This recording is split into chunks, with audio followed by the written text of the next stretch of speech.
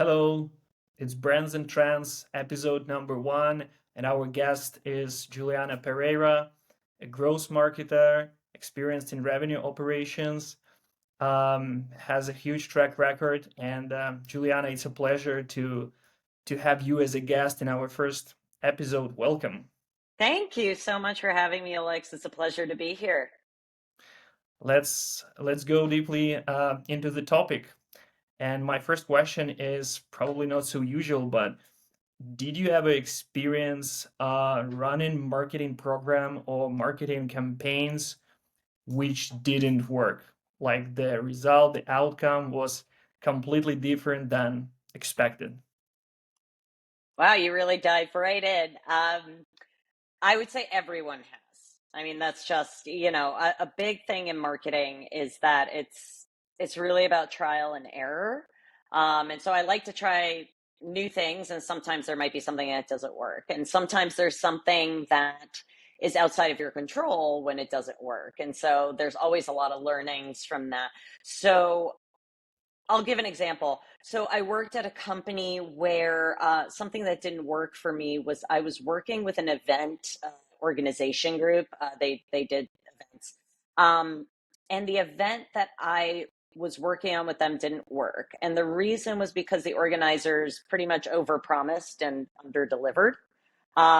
And so you can imagine I was obviously accountable for that. It wasn't great. Now, luckily, I always spend a tiny amount on new programs, and they were a new vendor, so I didn't know them. So it was very small amount to test it out. So it didn't have a huge impact on the budget. So that was great. I wouldn't say that I learned that in this case. Like I've always kind of operated that way with new programs, but it did mitigate the issue. But what happened in the post-mortem call, so I spoke with them after this event didn't work out. I told them that they had to fix this, and I just kind of went off on this whole thing. Can And we, our can we call, C, can we call it a follow up call? yeah, the follow-up call, yeah. Um, and yeah, pretty much I was saying like the CEO is just so angry and blah blah blah blah blah. So what I ended up doing, which was really great to fix this, was I negotiated a free program out of them that was actually twice as big as the first event. And the results were really positive there. So that was great. They fixed it. So maybe the learning here was that I was too trusting. I didn't speak with enough references or references that had the same use case as ours, which is really important. And I kind of, yeah, I should have leaned more into that. But also, I learned that sometimes things are out of your control, which is why it is really important to test things out, not spend too much, so that then you don't end up losing a lot of money or impacting the bottom line or the budget and all of that. So, yeah, I would say that that was some of the things I learned and, I, one example of what happened. think each marketer, like sooner or later, becomes a stoic and just accepts that failures happen, and you can either give up or find new opportunities when something goes wrong. Yeah, definitely. Juliana, thanks for sharing. And we're speaking with you, and it is 2025, and the main topic everywhere is AI. Of I'm course. speaking to a lot of marketers, and they all are excited about industry development speed, but they all have the only one question: what tools shall we use? What tools we are missing? What tools are really working in the market? Are there any tools you are excited about? Mm. So there are, yes, AI, there's a lot of saturation in the market. So I'm careful with the tools I use, or at least the tools I pay for, because there's a lot of bad AI, just stuff that people are just building, and it's just like this isn't really doing anything, or anything really special. So I am currently testing out a lot of tools. I'm excited about a lot of tools in the a couple of areas: the content writing, production, AI generated images, and even video generated AI, AI video generated, um, or sorry, AI generated videos. So that's been great. And I mean, these tools have already been around for a little while. A lot of marketers are using them. For content writing, I've been playing around with Copy AI mostly because a lot of colleagues have been saying that they have been making a lot of, they've been developing a lot of different features and things, and that their teams find them useful. I mean, I'm a consultant right now, so I don't have a big team where everyone can kind of use these tools and test them out for me. So I'm kind of digging into that myself. I'm curious about Jasper. I've been hearing more and more about that. Obviously, Chat GPT. Actually, there's this joke. I worked at a company where they would call me Chat JPT because my initials are JP. And so, it is really useful. I don't trust it completely just to put in a prompt, spit out content, and throw it up on a website. I do heavy editing, but it's really useful as a starting point. Custom GPTs. I finally accepted I have to do that. So I'm playing around with those as well. And I'm excited about that because that is really opening up a lot as a marketer. So Can that's really you more fun. custom GPTs, like few use cases or the names of them? Yeah. Oh, well, there's actually one called Custom GPT, but then there's also Chat GPT with their paid programs or their paid subscriptions.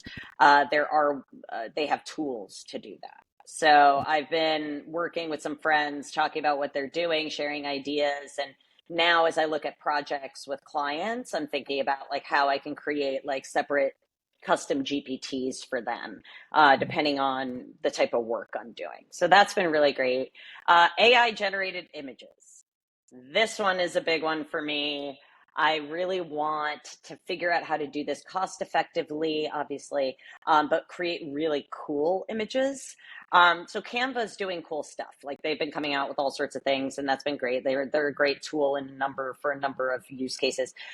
Crayon, that's another one. I've been playing around with the free version. It seems pretty interesting. Pixel Cut as well. The problem is I haven't paid for the subscriptions yet because and so the output is limited, and I want to sort of try them a bit longer before I start buying and then spending money. Obviously, Lexica, what is it? Lexica.art. That's another one on my list. Again, paid account, you get better prompts and output. And then Lumen 5 I discovered for videos. So that was really that's interesting. I'm sure there's others out there, so I'm going to look into them. I know I'm naming a bunch of tools because I am really excited about finding the right ones and sort of the right combination of them.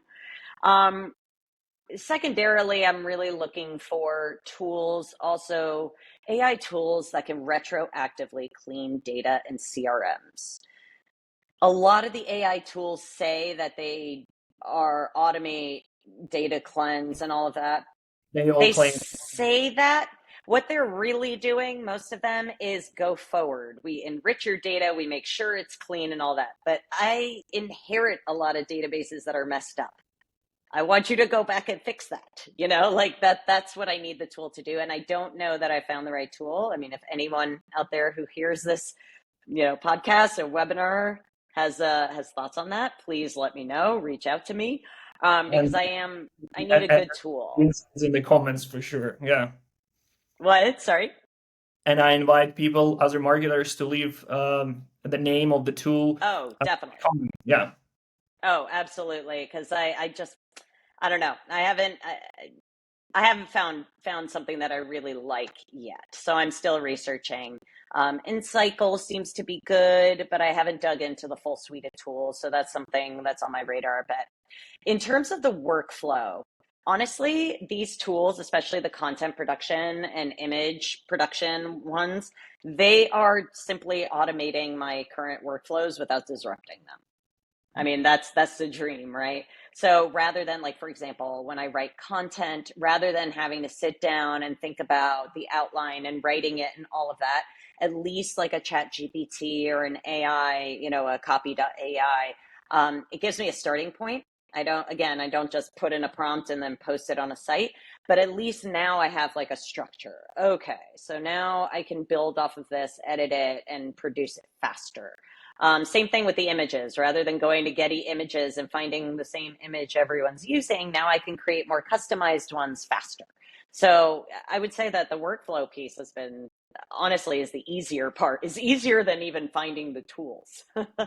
So, There's still probably no magic tool like all-in-one yeah, AI tool on the market, but yeah, definitely all those tools give marketers possibility to focus on the essence of their campaigns, on the creative ideas, on the totally.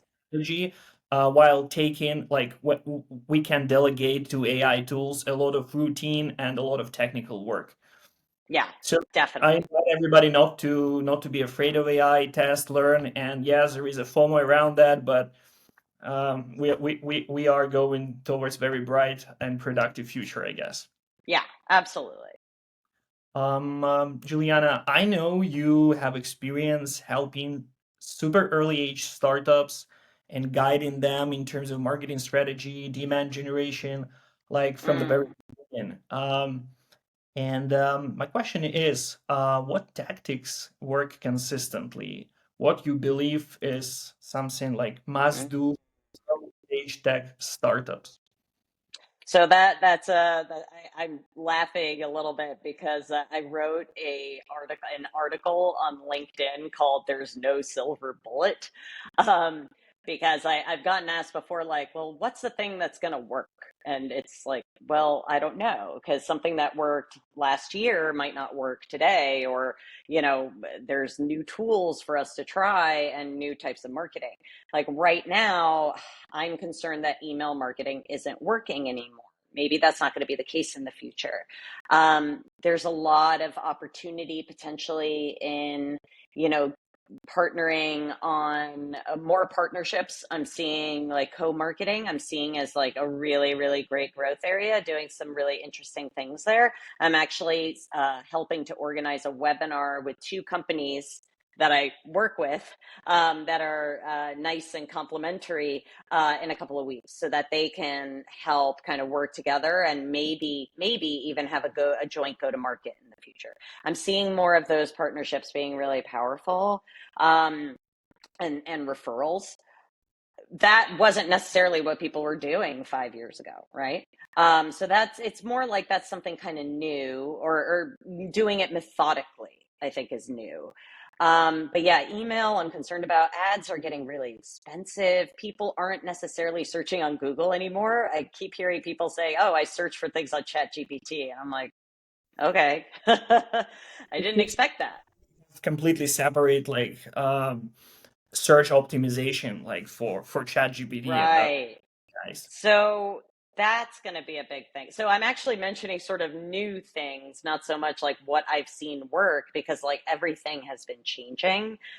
Um, yeah, like I'm trying to see how I can do more with organic stuff on LinkedIn, more interactive content there. Um, so that's something, and you and I have talked about that in the past because we've worked together in other companies.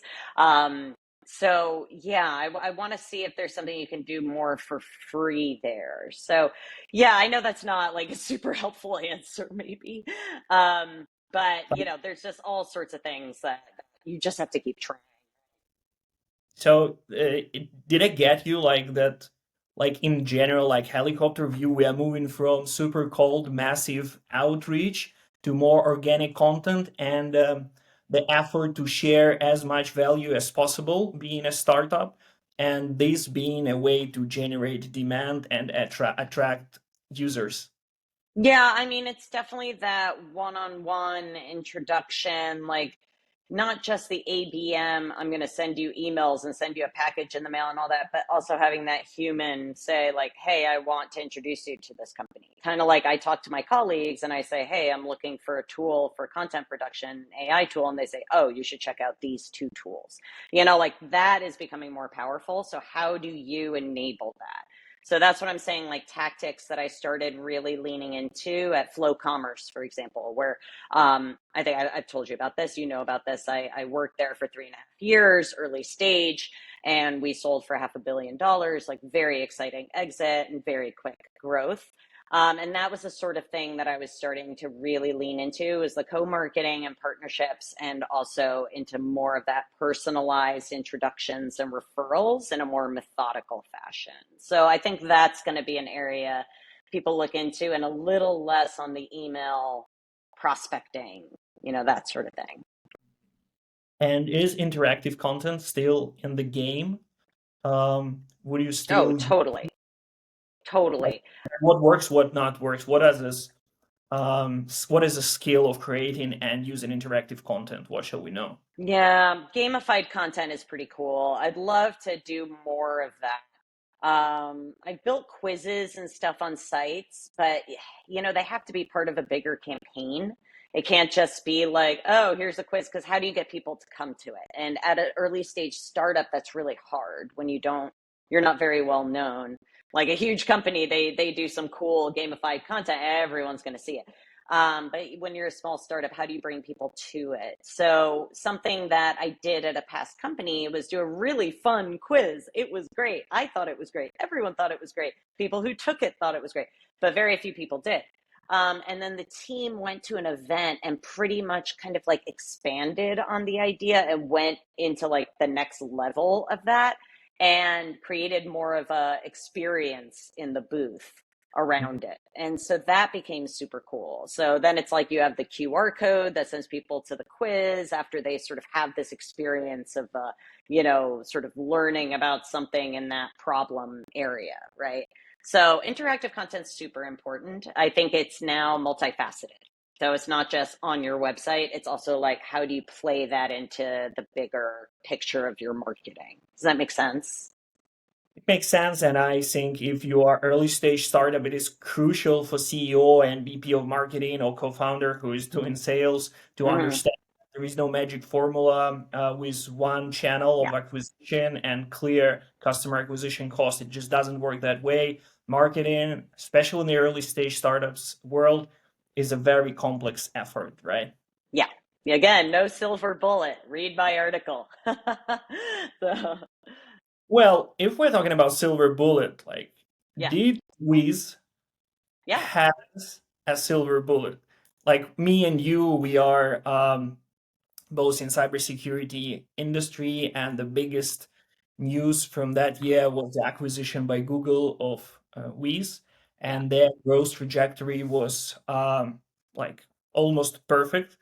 So was it a silver bullet, or what do you think? Right. A secret recipe?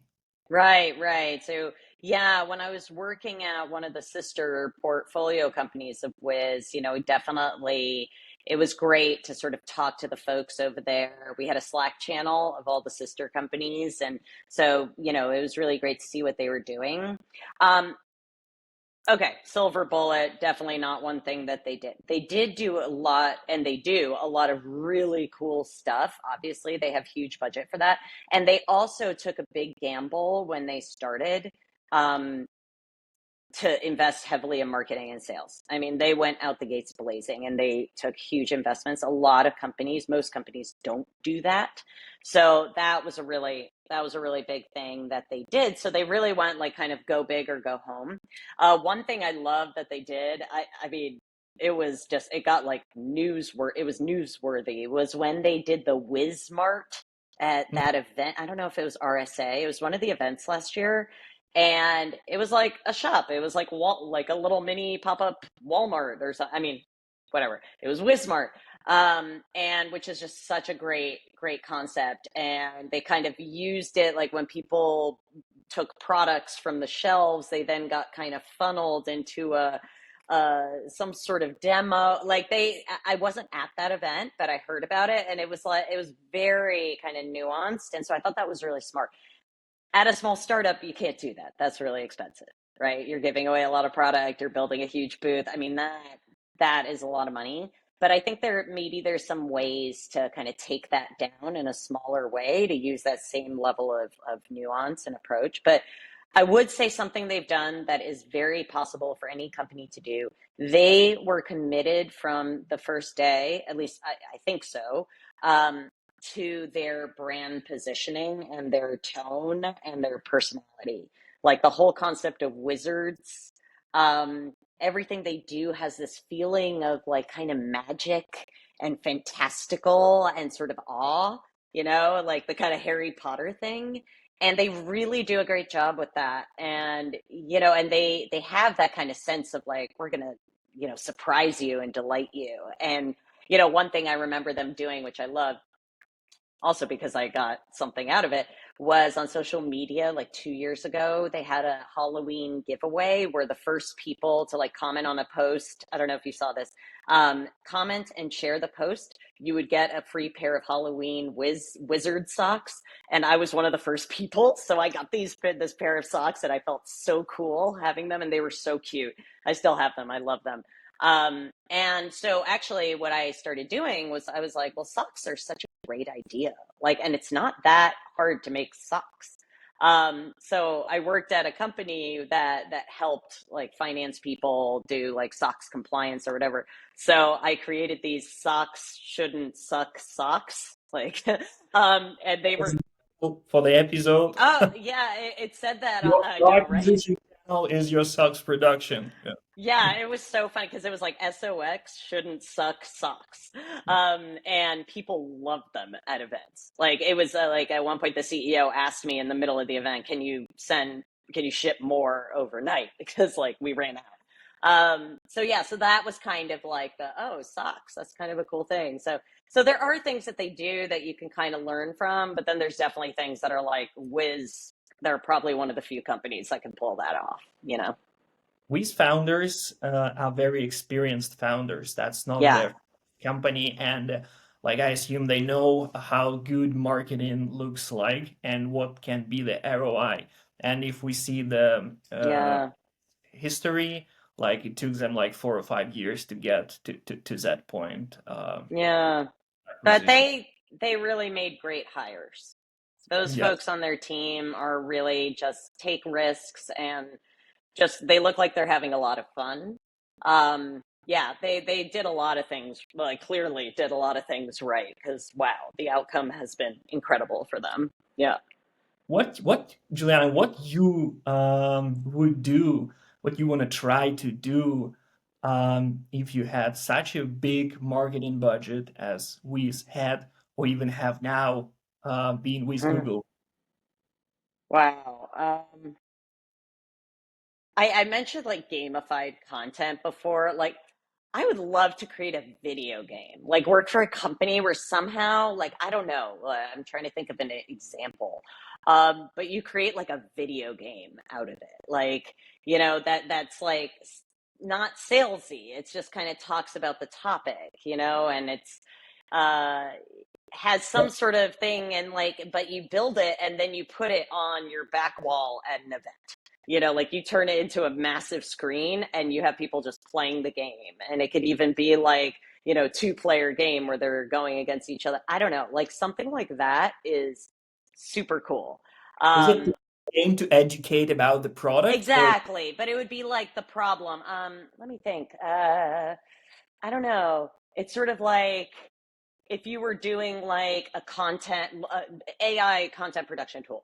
uh, this again, this might be a terrible idea, but it's sort of like write a better email than the AI bot, and faster, and so you'd be like trying to beat the AI bot, and write something better, and then people would vote on it, and you'd be doing that on a big screen. I don't even think that's a great idea, but something like that, where it's like about the problem and about like, can you do it better than the AI? And so then to show like, yeah, like this AI can actually help you be faster.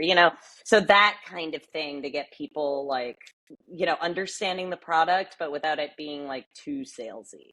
Does that make sense? Like it, it something makes like that. makes sense. And even if somebody from game dev watches us, I'm worried they can take this idea and create a game. Like there are a bunch of games where you are a sailor, and knight or whoever else, but there is no game where you play a role of marketer with all the challenges under the pressure Yeah. of CEO or founders, etc., etc. So it can be really Yeah.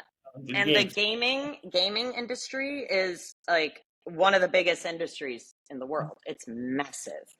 Yes. Like people love games. Like, people might not even realize that they play games, but like those little phone apps and everything, like, or whatever else they use, like actual video Duolingo. consoles. Yeah.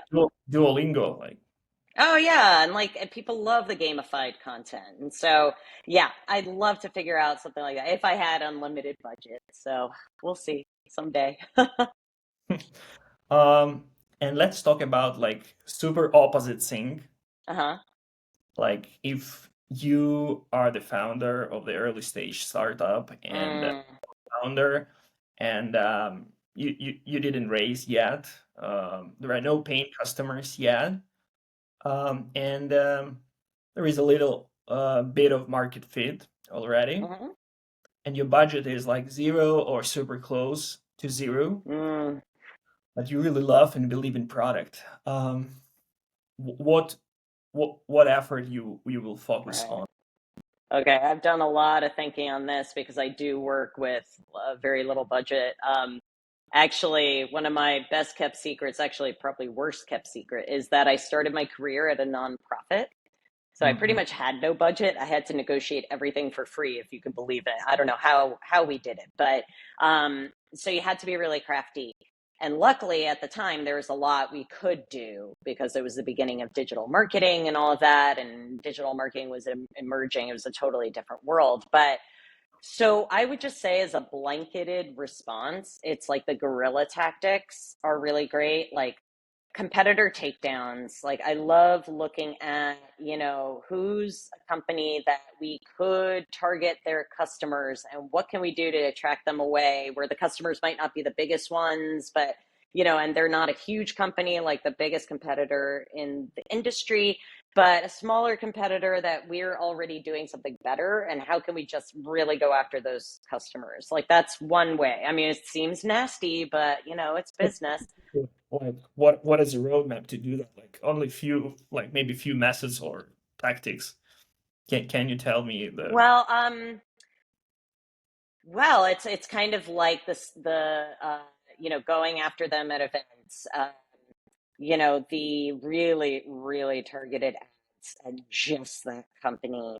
One thing I'd love to do with companies, I don't want to give everything away, but I think that if there's any customer or any prospect you want to turn into a customer, and you just like follow them and have like some alert to know everything about them, the minute you see that they're speaking at an event, get on a plane, go to the event, listen to their talk, and even if you get 5 minutes with them, that's 5 minutes with the best, the best lead, right? And at least you get in front of them. Because again, it's like the in-person thing is really matters a lot right now.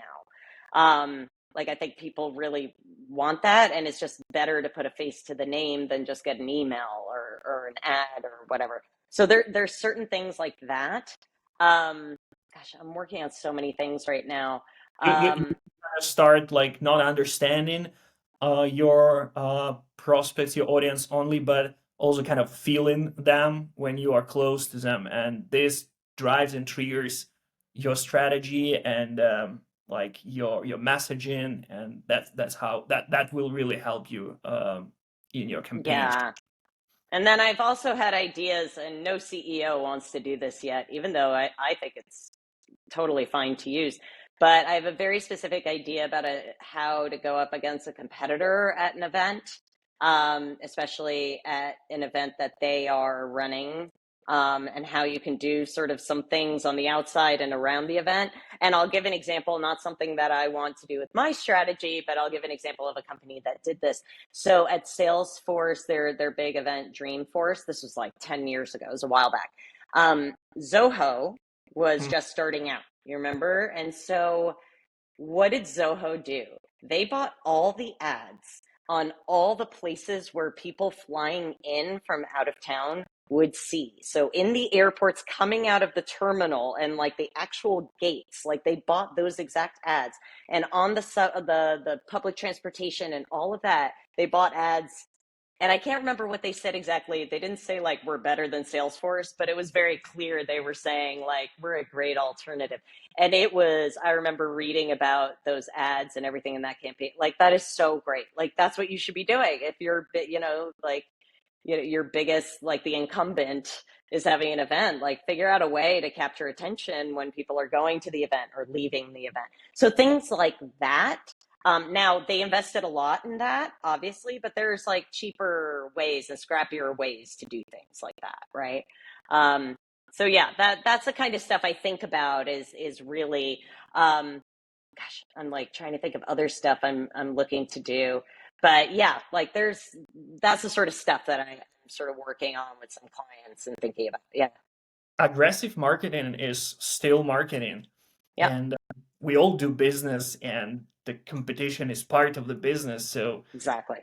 if you hunt for customers of your competitor and they stay with you, it means your product better and it means you are moving the Yeah. industry forward. So it feels like not healthy from one side, but from the other side, it's absolutely healthy. It's Yeah. business and it will trigger your competitor to double think about their product and about their strategy. So you both will That's be, right. it's win-win, right? And look, I'll say like respectfully, if competitors get mad at what you're doing, you're probably doing something right. I actually had a situation where I was running a campaign. I'm not going to go into too much detail. Totally fine.